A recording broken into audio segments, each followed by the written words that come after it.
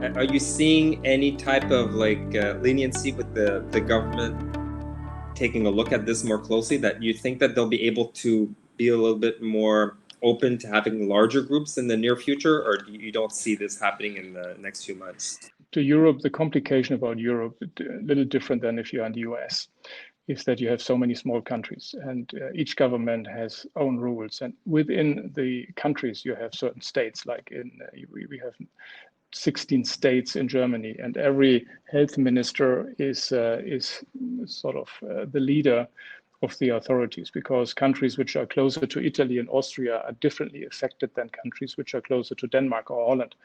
So there's no general government rule here. It is a state rule. Like in the northern part of Germany, it's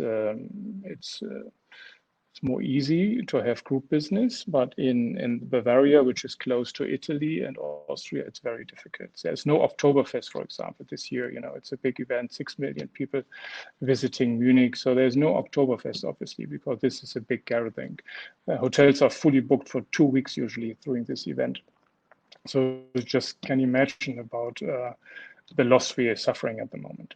How do you think the world, or at least the hospitality industry in Europe, will recover in the short and long term? The budget for 21 is the most difficult thing I ever did. So it's more a crystal ball, as we say. I think in 21, we will still suffer a lot. As of 15th of June, airlines are allowed to fly into Europe. We don't know yet how busy these aircrafts are. If a Goldman Sachs banker can travel to Frankfurt for a meeting, we don't know. So in 20, I don't expect any recovery. In 21, in the second half, we expect a recovery as of September.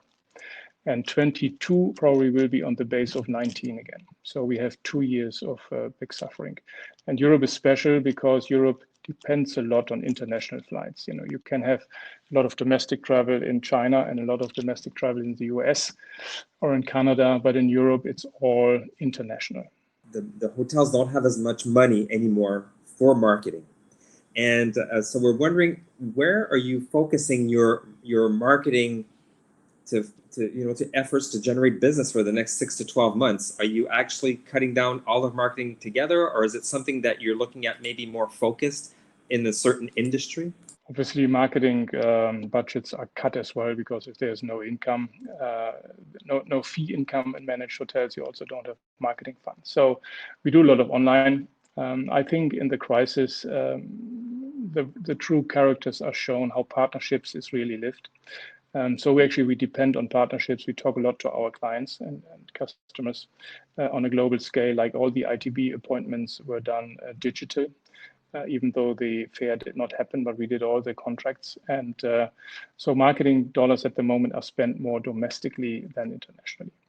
So Thomas, I want to thank you so much for taking the time with us today. Your outtake on the industry, and you are a true industry leader.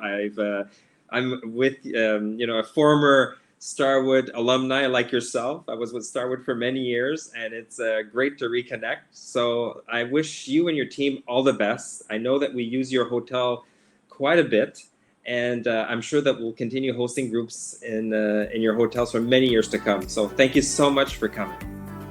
Please continue using us after the crisis. Thanks a lot. We certainly will. Until next time, thanks for watching.